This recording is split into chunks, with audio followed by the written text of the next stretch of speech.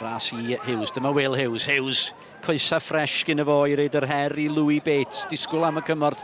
Disgwyl i Ben Am yn dod i mewn i'r cwr Cosby. O, mae'r bel i mewn!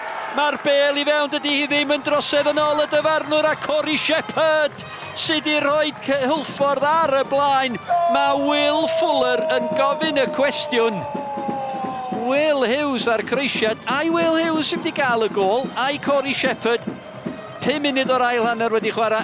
A mae Hwlffordd ar y blaen o gol i ddim. Ie, dwi'n yn siŵr os mae Shepherd yn cael rhywbeth. A ti'n gweld, mae hon yn dod o gic rydd ymosodol wael gan Tawel. A wedyn Hughes yn fodlon just cymryd y gêm teg at yr amddiffyn, chwilio am ryw hanner llathan i gael y croesiad a just can gymeriad. Os y cyffyrddiad gan Shepherd oes, ydy o'n ddigon i roi cic rydd, dim ffi ar Soberi. Can gymeriad gan y gol geidwad.